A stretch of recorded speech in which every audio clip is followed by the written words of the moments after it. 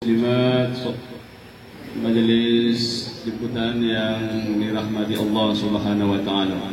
Bersyukur kita kehadirat Allah Subhanahu wa taala mengucapkan alhamdulillahi rabbil alamin. Bersalawat kita kepada baginda Rasul sallallahu alaihi wasallam. Allahumma salli ala sayyidina Muhammad wa ala ali sayyidina Muhammad. Bapak-bapak, ibu-ibu, kaum muslimin dan kaum muslimat, liputan majelis yang dirahmati Allah.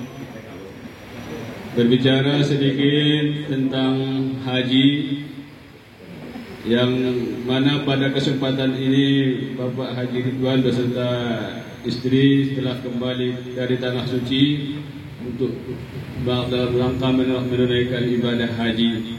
Harapan dan doa kita dan juga Bapak Ridwan dan istri semoga menjadi haji yang mabrur dan mabrurah. Amin ya rabbal alamin. Haji mabrur ada standarnya oleh Nabi. Al-hajjul mabrur laisa lahul jazaa illa al-jannah. Haji mabrur maka balasan yang pantas baginya adalah surga. Haji mabrur itu bukan seperti piagam, bukan seperti sertifikat, tapi haji mabrur itu melekat sampai mati. Kapan dikatakan dia haji mabrur? Nanti setelah dia meninggal dunia, bukan sekarang Pak. Jadi haji mabrur itu perjuangannya panjang. Mabrur asal katanya birrun. Birrun itu artinya kebaikan. Selama yang datang itu jamaah haji itu, hajjah haji itu datang membawa kebaikan selama hidupnya dan ditutup dengan husnul khotimah, saat itulah dia sah mendapatkan haji mabrur. Makanya doa kita datang sekarang, semoga Bapak Ibu menjadi hajjah mabrur, hajjah mabrurah. Maka kita doakan amin ya rabbal alamin. Bukan berarti Pak Ridwan sudah menjadi haji mabrur sekarang. Tunggu dulu, ada permainannya sampai nanti kapan? Sampai nanti Allah Subhanahu wa taala menentukan memanggil hajjah itu dengan dalam keadaan baik dan menebarkan kebaikan, tidak meninggalkan keburukan. Makanya haji dan hajjah itu tanggungannya, bebannya berat.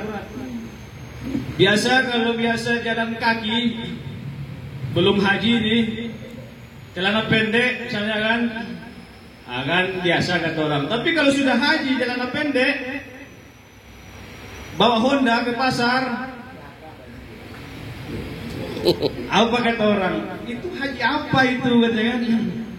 Jadi yang seperti itu sudah mulai dibatasi kalau sudah menjadi haji. Berkata yang biasanya kata-katanya tidak sopan, kalau sudah datang haji, mau tak mau harus dibatasi. Mau kepingin ngomong yang enggak, yang mau bercarut-carut, stop. Saya haji. Dalam kategori seperti itulah kita sudah menjadi haji mabrur. Kalau masih sama aja, bahkan lebih parah, kalau kena potong, tinggi di sini Pak ya.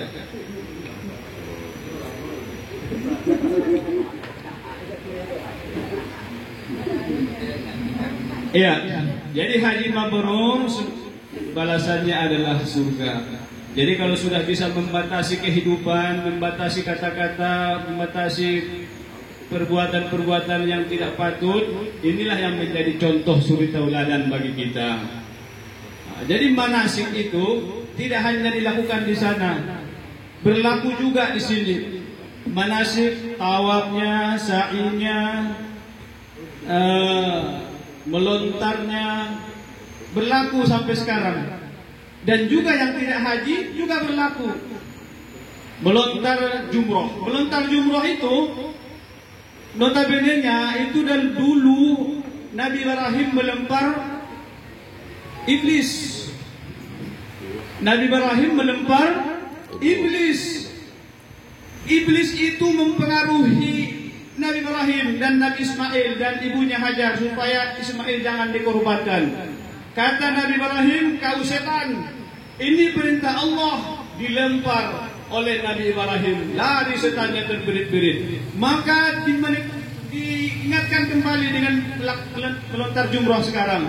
Jadi melontar jumroh itu melempar setan.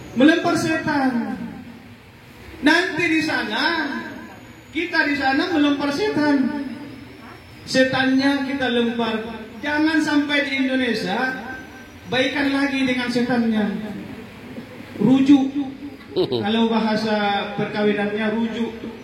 Maaf ya, waktu itu memang seperti itu peraturannya. Di sini kita masih kawan. Jangan. Musuh di sana juga musuh di sini. Kalau kita di depan Ka'bah, saya perhatikan orang di depan Ka'bah itu tidak ada yang menjadi preman. Hatinya luluh lantak kalau di depan Ka'bah. Kalau dia sholat, kalau mendengar bacaan, membaca doa, dia bisa menangis. Kenapa? Dia merasa dekat dengan Allah. Kenapa dia berada di Ka'bah, di depan Ka'bah? Juga berlaku di sini. Hati kita kalau sholat kiblatnya kepada Allah, arah muka kita kiblatnya ke Ka'bah. Sama, nampak atau tidak nampak Ka'bah itu arah kiblat kita ke Ka'bah. Sama, kalau kita di depan Ka'bah itu bisa menangis, bagaimana kalau kita sholat di mutakin atau di taubah, bisa tidak kira kita menangis? Enggak. Kalau tidak bisa, berarti ada sesuatu yang membatasi kita, membatasi tempat. Allah itu tidak bertempat. Allah di Makkah sama ada dengan Allah di Madinah, di Indonesia? Sama. Kenapa kalau kita di depan Ka'bah kita bisa menangis terharu, insaf, sadar, beristighfar sejadi-jadinya? Kenapa kalau di Indonesia tidak seperti itu? Karena ada sesuatu pemikiran kita bahwa Allah kalau kita di Ka'bah, Allah itu dekat dengan kita. Ketika kita di Indonesia, kita merasa bahwa Allah itu jauh dari kita. Tidak seperti itu. Dan itu berlaku sampai sekarang. Harus direalisasikan sampai sekarang agar kita menjadi haji dan hajjah mabrur dan mabrurah. Bapak-bapak, ibu-ibu, kaum muslimin dan kaum muslimat, kita berharap dan berdoa kepada Allah Subhanahu wa taala, Bapak Ridwan beserta ibu, dan juga bapak-bapak, ibu-ibu yang sudah haji dan hajjah, tetap memegang konsistennya, tetap menjadi haji mabrur dan hajjah mabrurah. Semoga dengan banyaknya haji dan hajjah mabrurah di kampung kita ini banyak penebar kebaikan. Jadi penebar kebaikan itu tidak hanya dipegang oleh para ustaz-ustaz saja, tapi sudah dipanggil oleh para haji dan hajjah. Makanya di Indonesia ini dibuat namanya itu label hajinya. Karena dulu kalau sudah naik haji itu peringkat strata sosialnya tinggi. Sudah sama dengan tokoh masyarakat, sudah sama dengan alim ulama, sudah didudukkan dengan orang-orang yang pandai, orang-orang yang cerdas. Walaupun notabene-nya tidak ada apa-apanya, tapi kalau sudah naik haji itu sudah disetarakan dengan tokoh masyarakat. Juga sebenarnya sekarang masih berlaku seperti itu. Hajinya aja yang nggak mau dianggap sebagai tokoh masyarakat, atau hajjahnya saja yang tidak mau dikedepankan dan segala macam. Sudah jadi patokan, sudah jadi panutan dari zaman dahulu, haji dan hajjah itu. Makanya Belanda itu membuat label haji di depan nama orang itu supaya bisa dia mendata. Kalau yang ngomong itu haji, rata-rata masyarakatnya ikut. Rata-rata masyarakatnya manut-manut saja. Tapi kalau yang ngomong itu bukan siapa-siapa, tidak ada labelnya, bukan haji, orang anggap angin biasa saja. Makanya kalau ada haji bisa mempengaruhi masyarakat. Kalau yang datang itu baik, bisa dipengaruhi dengan baik. Inilah harapan kita, mudah-mudahan juga kita semuanya mendapat berkah atas kepulangan Bapak Haji Ridwan dan Ibu Hajjah kepada ke kampung kita ini. Kita mendapat negara atau kampung yang baladun thayyibatun wa rabbun ghafur. Amin ya rabbal alamin. Ala hadhihi wa ala kulli niyatin salihah. Al-Fatihah. A'udzu billahi minasyaitonir rajim. Alhamdulillah rabbil alamin. الرحمن الرحيم مالك يوم الدين إياك نعبد وإياك نستعين اهدنا الصراط المستقيم صراط الذين أنعمت عليهم غير المغضوب عليهم ولا الضالين. أعوذ بالله من الشيطان الرجيم. بسم الله الرحمن الرحيم. الحمد لله رب العالمين والصلاة والسلام على أشرف الأنبياء والمرسلين وعلى آله وصحبه أجمعين. اللهم صل على سيدنا محمد وعلى آل سيدنا محمد مفتاح رحمة الله عدد ما في علم الله صلاة وسلاما دائمين في دوام ملك الله. اللهم ارزقنا رزقا واسعا طيبا مباركا فيه وتعب ولا نصب إنك على كل شيء قدير. اللهم ربنا اغفر لنا ذنوبنا ولوالدينا وارحمهما كما ربيانا صغيرا. اللهم اجعلهما حجا مبرورا ليس له الجزاء إلا الجنة برحمتك يا أرحم الراحمين.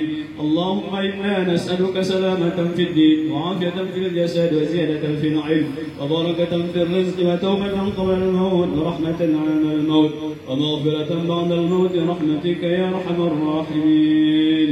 ربنا آتنا في الدنيا حسنة وفي الآخرة حسنة وقنا عذاب النار. وصلى الله وسلم على سيدنا محمد النبي الأمي وعلى آله وصحبه أجمعين. سبحان ربك رب العزة عما يصفون وسلام على المرسلين والحمد لله رب العالمين. تقبل الله منكم منا منكم تقبل يا كريم. بالله التوفيق والهداية. Mohon maaf atas segala kehilafan dan kekurangan. Akhirul kalam. Assalamualaikum warahmatullahi wabarakatuh.